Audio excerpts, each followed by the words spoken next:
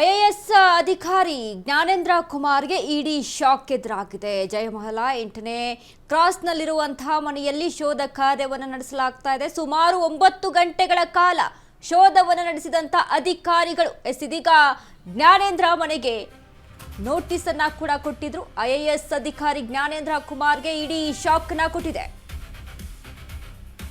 ಜಯಮಹಲ್ನಲ್ಲಿರುವಂತಹ 8ನೇ ಕ್ರಾಸ್ನಲ್ಲಿರುವ ಮನೆಯಲ್ಲಿ ಶೋಧ ಕಾರ್ಯವನ್ನ ನಡೆಸಲಾಗ್ತಾ ಸುಮಾರು 9 ಗಂಟೆ ಕಾಲ ಶೋಧ ನಡೆಸಿದಂತ ಅಧಿಕಾರಿಗಳು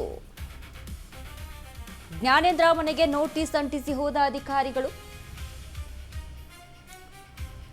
ಆಗಸ್ಟ್ 25ರಂದು ಬೆಳಿಗ್ಗೆ 11ಕ್ಕೆ ಹಾಜರಾಗುವಂತೆ ಸಮನ್ಸ್ ಅನ್ನ ಕೂಡ ನೀಡಿದ್ದಾರೆ.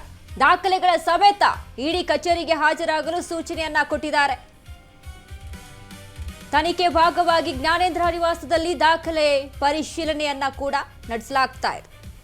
ಅಕ್ರಮಕ್ಕೆ ಸಂಬಂಧಿಸಿದ ಮಹತ್ವದ ದಾಖಲೆಗಳಿಗಾಗಿ ಇಡಿ ಶೋಧವನ್ನು ನಡೆಸಲಾಗ್ತಾ ಇದೆ. ಎಲ್ಲಿ ಯಾವ ಡಾಕ್ಯುಮೆಂಟ್ ಸಿಗುತ್ತೆ ಅನ್ನುವಂಥ ನಿಟ್ಟಿನಲ್ಲಿ ಈಗಾಗಲೇ ಕೆಪಿಎಸ್ಸಿಯ ಮಾಜಿ ಪರೀಕ್ಷಾ ನಿಯಂತ್ರಕರಾಗಿದ್ದಂಥ ಜ್ಞಾನೇಂದ್ರ ಅವಧಿಯಲ್ಲೇ ಪಶು ವೈದ್ಯಾಧಿಕಾರಿ ನೇಮಕಾತಿ ಪರೀಕ್ಷೆಯನ್ನ ನಡೆಸಲಾಗಿತ್ತು.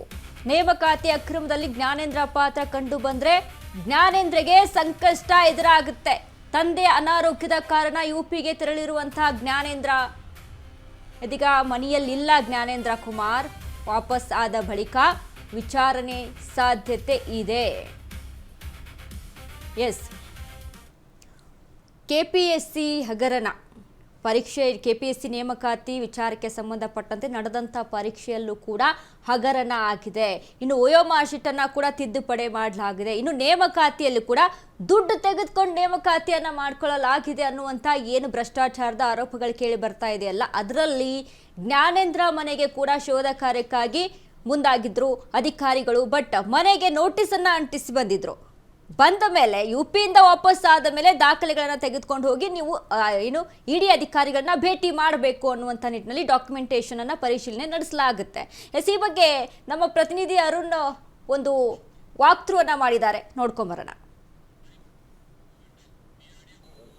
ಪಶು ವೈದ್ಯಾಧಿಕಾರಿಗಳ ನೇಮಕಾತಿ ಹಗರಣಕ್ಕೆ ಸಂಬಂಧಪಟ್ಟಂತೆ ಕೆಪಿಎಸ್ಸಿ ಏನು ಹಗರಣ ನಡೆದಿತ್ತು, ಇದಕ್ಕೆ ಸಂಬಂಧಪಟ್ಟಂತೆ ಇಡಿ ಅಧಿಕಾರಿಗಳು ಸಹ ರೇಡನ್ನು ಮಾಡಿರುವಂಥದ್ದು. ಇದರಲ್ಲಿ ಪ್ರಮುಖವಾಗಿ ಪರೀಕ್ಷೆಯ ಕಂಟ್ರೋಲರ್ ಆಗಿದ್ದಂಥ ಜ್ಞಾನೇಂದ್ರ ಕುಮಾರ್ ಅವರ ಏನಾಗಿದ್ದರು. ಸೊ ಅವರು ಕಳೆದ 3 ವರ್ಷಗಳಿಂದ ಸಹ ಜ್ಞಾನೇಂದ್ರ ಕುಮಾರ್ ಅವರು ಕೆಪಿಎಸ್ಸಿ ಪರೀಕ್ಷಾ ಕಂಟ್ರೋಲರ್ ಆಗಿದ್ದರು. ಅವರ ಒಂದು ಮನೆ ಮೇಲೆ ಸಹ ನಿನ್ನೆ ಇಡಿ ಅಧಿಕಾರಿಗಳು ದಾಳಿಯನ್ನು ಮಾಡಿರುವಂಥದ್ದು. ನಾನು ಇದೀಗ ಜ್ಞಾನೇಂದ್ರ ಕುಮಾರ್ ಅವರ ಮನೆ ಏನಿದೆ ಅಂದರೆ ಜಯಮಾಲ್ ನಲ್ಲಿ, ಸೊ ಅಲ್ಲಿ ಒಂದು ದಾಳಿಯನ್ನು ಮಾಡಿರುವಂಥದ್ದು. ನಿನ್ನೆ ಏನು ಅವರ ದಾಳಿಯನ್ನು ಮಾಡಿರುವಂಥದ್ದು, ದಾಳಿಯನ್ನು ಮಾಡಿ ಕೆಲವೊಂದಷ್ಟು ದಾಖಲೆಗಳನ್ನು ಪರಿಶೀಲನೆ ಮಾಡಿ ಇಡಿ ಅಧಿಕಾರಿಗಳು ತೆಗೆದುಕೊಂಡು ಹೋಗಿರುವಂಥದ್ದು. ನಿನ್ನೆ ಏನು ದಾಳಿ ಮಾಡುವಂಥ ಸಂದರ್ಭದಲ್ಲಿ ಮನೆಗೆ ಲಾಕನ್ನು ಆಗಿದ್ರು. ಸೊ ಒಂದು 2 ಗಂಟೆಗಳ ಕಾಲ ಮನೆಯ ಡೋರನ್ನು ಯಾರೂ ಸಹ ತೆಗೆದಿಲ್ಲ. ಯಾಕಂದರೆ ಅವರು ಮನೇಲಿ ಇದ್ದಿಲ್ಲ, ಹಾಗಾಗಿ ನಾವು ಮನೆಯನ್ನು ತೆಗೆಯೋಲ್ಲ ಅಂತ ಹೇಳಿಟ್ಟು ಸೆಕ್ಯೂರಿಟಿ ಗಾರ್ಡ್ಗಳು ಹೇಳ್ತಾ ಇದ್ರು. ಸೊ ಹಿನ್ನೆಲೆಯಲ್ಲಿ ಖುದ್ದು ಸ್ಥಳೀಯರನ್ನು ಒಂದು ಮಾಜರನ್ನು ಮಾಡಿಕೊಂಡು ಇಡಿ ಅಧಿಕಾರಿಗಳು ಒಂದು ಬೀಗವನ್ನು ಒಡೆದು ಒಂದು ಮನೆ ಒಳಗಡೆ ನುಗ್ಗಿ ಕೆಲವೊಂದಷ್ಟು ಪರಿಶೀಲನೆಯನ್ನು ಮಾಡಿರುವಂಥದ್ದು.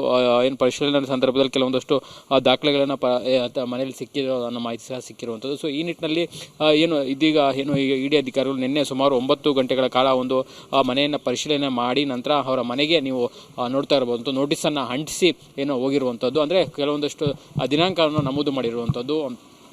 ಆ ಒಂದು ದಿನಾಂಕದಂದು ಇಡಿ ಕಚೇರಿಗೆ ಕೆಲವೊಂದಷ್ಟು ದಾಖಲೆಗಳ ಸಮೇತ ಸಮನ್ಸನ್ನು ಅಂಟಿಸಿರುವಂಥದ್ದು. ಮತ್ತು ಆ ಸಮನ್ಸ್ಗೆ ಉತ್ತರವಾಗಿ ಇಡಿ ಕಚೇರಿಗೆ, ಶಾಂತಿನಗರದಲ್ಲಿರುವಂಥ ಇಡಿ ಕಚೇರಿಗೆ ಬರಬೇಕು ಅಂತ ಹೇಳ್ಬಿಟ್ಟು ಅವರ ಮನೆಗೆ ನೋಟಿಸನ್ನು ಅಂಟಿಸಿ ಇಡಿ ಅಧಿಕಾರಿಗಳು ಹೋಗಿರುವಂಥದ್ದು. ಇನ್ನು ಮೊನ್ನೆ ಗೃಹ ಸಚಿವರು ಹೇಳಿದಂತೆ ಅವ್ರ ತಂದೆ ಹಾಗೆ ಹುಷಾರಿಲ್ಲ, ಹಾಗಾಗಿ ಅವರು ಉತ್ತರ ಪ್ರದೇಶದ ಒಂದು ಬರೇಲಿಗೆ ಹೋಗಿದ್ದಾರೆ ಅನ್ನೋ ಮಾಹಿತಿಯನ್ನು ಸಹ ಕೊಟ್ಟಿರುವಂಥದ್ದು. ಸದ್ಯ ಯಾಕಂದರೆ ನಿನ್ನೆ ಇಡಿ ಅಧಿಕಾರಿಗಳು ದಾಳಿ ಮಾಡುವಂಥ ಸಂದರ್ಭದಲ್ಲಿ ಮನೆಗೆ ಭದ್ರತಾ ಅಧಿಕಾರಿಗಳು ಅಂದರೆ ಸೆಕ್ಯೂರಿಟಿ ಅವರು ಇದ್ದರು, ಅವರು ಸಹ ಯಾರೂ ಸಹ ಬೀಗವನ್ನು ತೆಗೆದಿದ್ದಿಲ್ಲ. ಹಾಗಾಗಿ ತೆಗೆದಿದ್ದ ಸಂದರ್ಭದಲ್ಲಿ ಜೊತೆಗೇನೆಂದರೆ ಅವರ ಮನೆ ಏನಿದೆ, ನಿವಾಸ ಏನಿದೆ, ಅಲ್ಲಿ ಸೆಕ್ಯೂರಿಟಿ ಗಾರ್ಡ್ಗಳಿದ್ದರು, ಅವರು ಸೆಕ್ಯೂರಿಟಿ ಗಾರ್ಡ್ಗಳು ಬೀಗವನ್ನು ತೆಗೆದಿಲ್ಲ. ಹಾಗಾಗಿ ಇಡಿ ಅಧಿಕಾರಿಗಳ ಖುದ್ದು ಯಾರು ಡೂಪ್ಲಿಕೇಟ್ ಕೀ ಮೇಕರ್ಸ್ ಯಾರಿರ್ತಾರೆ, ಸೊ ಅವರನ್ನು ಕರೆದುಕೊಂಡು ಆನಂತರ ಬೀಗವನ್ನು ಒಡೆದು ಮನೆಗೆ ನುಗ್ಗಿ ಇಡಿ ಅಧಿಕಾರಿಗಳು ದಾಳಿಯನ್ನು ಮಾಡಿ ಪರಿಶೀಲನೆ ನಡೆಸಿರುವಂಥದ್ದು. ಜೊತೆಗೇನೆಂದರೆ ಲಕ್ನೋದಲ್ಲಿರುವಂಥ ಬರ್ಲೇರಿ ಅವರ ತಂದೆಯವರ ನಿವಾಸ ಏನಿದೆ, ಅಲ್ಲಿಗೂ ಸಹ ಇಡಿ ಅಧಿಕಾರಿಗಳು ಹೋಗಿ ಅಲ್ಲಿ ಸಹ ಅವರಿಗೆ ನೋಟಿಸನ್ನು ಕೊಟ್ಟು ಮತ್ತು ಅಲ್ಲೂ ಸಹ ತಲಾಶನ ಮಾಡಿರುತ್ತಾರೆ ಅನ್ನೋ ಮಾಹಿತಿ ಸಹ ಲಭ್ಯವಾಗಿರುವಂಥದ್ದು. ಜೊತೆಗೆ ಈ ಒಂದು ಕೆಪಿಎಸ್ಸಿ ನೇಮಕಾತಿಯಲ್ಲಿ ಪಶು ವೈದ್ಯಾಧಿಕಾರಿಗಳ ಹಗರಣ ಏನಿದೆ, ಇದಕ್ಕೆ ಸಂಬಂಧಪಟ್ಟ ಸಾಕಷ್ಟು ದಿನಗಳಿಂದ ಸಹ ಇಡಿ ಅಧಿಕಾರಿಗಳು ದಾಳಿಯನ್ನು ಮಾಡ್ತಾ ಇರುವಂಥದ್ದು. ಕಳೆದ ವಾರ ಸಾಹುಕಾರ ಶಿವಶಂಕರಪ್ಪ ಅವರ ನಿವಾಸ ಏನಿದೆ, ಅಲ್ಲೂ ಸಹ ದಾಳಿಯನ್ನು ಮಾಡಿದ್ರು. ಅದಕ್ಕೆ ಸಂಬಂಧಪಟ್ಟಂತೆ 21 ಸ್ಥಳಗಳಲ್ಲಿ ಇಡಿ ಅಧಿಕಾರಿಗಳು ಮೊನ್ನೆ ಆ ದಾಳಿಯನ್ನು ಮಾಡಿ ಪರಿಶೀಲನೆ ಸಹ ಮಾಡಿದ್ರು. ಅದರ ಜೊತೆಗೆ ಮುಂದಿರುವ ಭಾಗವಾಗಿ ಕೆಪಿಎಸ್ಸಿಯ ಪರೀಕ್ಷಾ ಕಂಟ್ರೋಲರ್ ಆಗಿದ್ದಂತಹ ಜ್ಞಾನೇಂದ್ರ ಕುಮಾರ್ ಕಳೆದ ಮಾರ್ಚ್ನಲ್ಲಿ ಕೆಪಿಎಸ್ಸಿಯಿಂದ ಬೇರೆ ಒಂದು MSME ಡಿಪಾರ್ಟ್ಮೆಂಟ್ಗೆ ಅವರು ವರ್ಗಾವಣೆ ಆಗಿದ್ದರು. ಅದ್ರ ಜೊತೆಗೆ ಏನಂದರೆ ಅವರ ಪರೀಕ್ಷೆ ಅವರು ಇದ್ದಂಥ ಸಂದರ್ಭದಲ್ಲಿ ಕೆಲವೊಂದಷ್ಟು ಪರೀಕ್ಷೆಗಳಲ್ಲಿ ಅಕ್ರಮಗಳು ನಡೆದಿದೆ ಅನ್ನೋದು ಸಹ ಇಡಿಯ ಗುಮಾನಿಯಾಗಿರುವಂಥದ್ದು. ಈ ನಿಟ್ಟಿನಲ್ಲಿ ಇಡಿ ಅಧಿಕಾರಿಗಳು ದಾಳಿಯನ್ನು ಮಾಡಿ ನಿನ್ನೆ ಪರಿಶೀಲನೆಯನ್ನು ಮಾಡಿರುವಂಥದ್ದು. ಕ್ಯಾಮ್ರಾ ಪರ್ಸನ್ ರಮಪ್ಪ ಜೊತೆ ಅರುಣ್ ಕುಮಾರ್, ಅಶ್ವೇಗ ನ್ಯೂಸ್, ಬೆಂಗಳೂರು.